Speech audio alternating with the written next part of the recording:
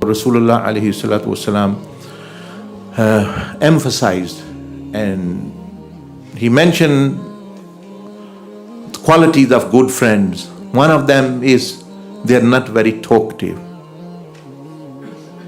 They are mostly silent. They're mostly silent. इसी से सारी फ्रेंडशिप का पता चल जाएगा. And that friend, you cannot stop talking. They can talk hours on end on phone and things. They have discredited themselves of the friendship criteria of Rasulullah sallallahu alaihi wasallam. One Sahabi, Abu Samra or radiyallahu ta'ala anhu, another one, he was an elderly Sahabi. His other young Sahabi is asked that you have sat with the Prophet alayhi salatu wasalam. How was his majlis? How was his? He said that when we sat with him, he was tawilu sukut, tawilu samt, that he was silent most of the time. Even if we were sitting with him, he was not talkative here, there, like we used to. As soon as we sit with someone, we it's like someone switched on now, as they say. The wise people say things only when there is something to say, and the fools say something when there is nothing to say. Because there's nothing to say, they like to speak actually. So obviously that will come. So he said, although we were sitting, the companion of Rasulullah sallallahu alaihi wasallam, he was mostly silent. We would speak about stories, we would tell and speak about the stories of Jahiliyyah when we were not in Islam, and we will laugh. All he would do is sit with us, just giving us his presence and tension, and most he would do is smile. And he was silent on these matters unless he wanted to speak actually. But so this means he did speak, but actually not infrequently, not majority.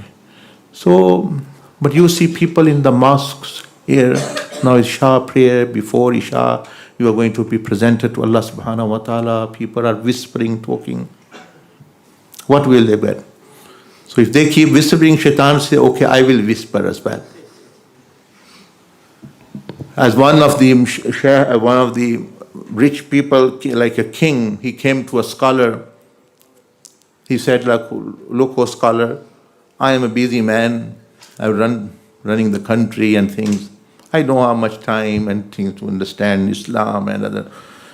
Very briefly, if you can mention something which I can, something, what is the essence of religion really? Can you mention in one lecture or some short discourse? He said, no, I can mention in one word. He said, yeah, that's wonderful. He said, what is it? He said, one word is silence. Silencing the emotions, silencing the desire of the nafs, silencing the inner talk, self-talk, and silencing anger. Silencing meaning actually peaceful. So that's why Allah subhanahu wa ta'ala summarized all of the deen in one word, Islam, peaceful. So when he said one, it can be summarized in one word. Be at peace, and silent person is peaceful, not the one who is quarreling. So he said one is silent. He said, tell me something else. He said, well, yes, the second thing is that if you do become active, you want to speak, you want to act, you want emotions to run, then let them benefit and be peaceful. Let them benefit others. So when you open your mouth, open your emotions, or you start acting. So he said, this is the summary of whole of Islam. He said, then what about prayers and things and all these fasting? He said, those are means to get here. Those are means to get to here in peaceful state, in a state of silence and connection. Because actually, why one of the Mashayikh said that why Rasulullah sallallahu alaihi wasallam was most silent and other people, they said because their inside was communicating with Allah subhanahu wa ta'ala, so they didn't have time to speak. They would only speak when there was need and the command of Allah. Because our inside is disconnected. We are not connected there. So only connection is here in the tongue. So there. And that mostly also harms people. Most of the problems and difficulties, actually, they are there.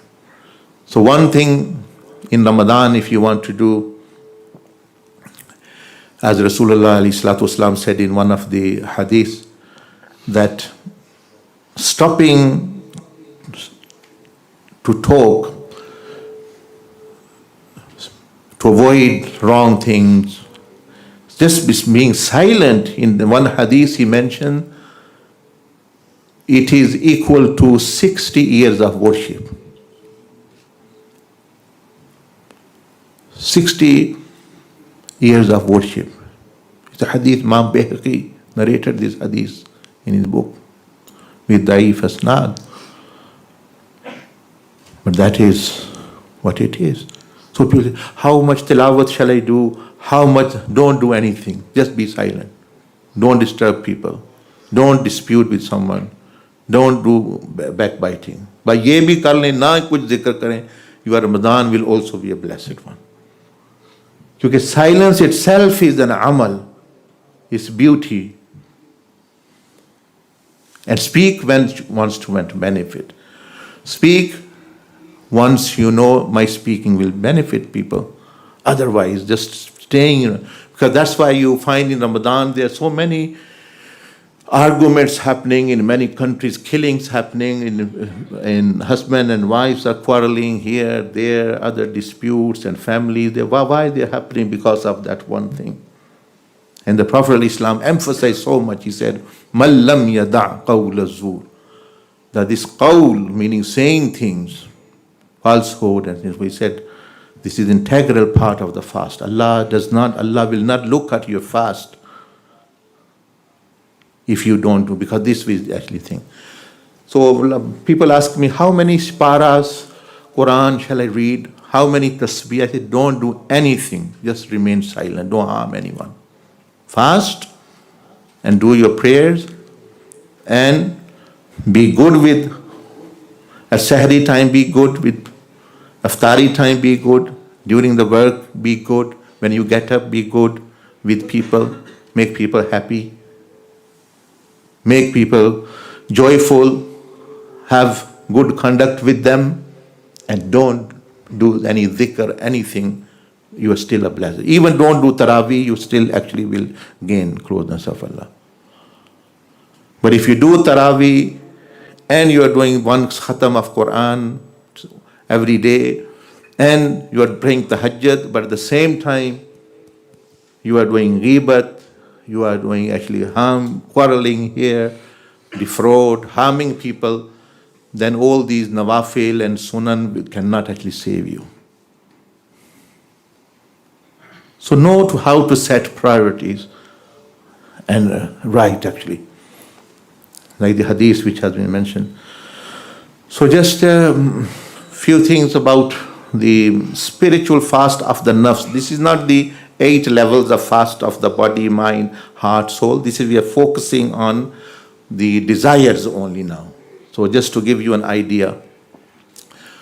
Because normally what happens is that we get distracted from Allah subhanahu wa ta'ala, from the presence of Allah, because of eating, drinking, tiredness, fatigue, or third is earning, working, business. Fourth is knowledge, watching TV here, there, getting knowledge here and there. And fifth is rest and sleep and all these things. And sixth is sometimes the worship is not of that quality. So these are some of the things which the nafs can actually get its share.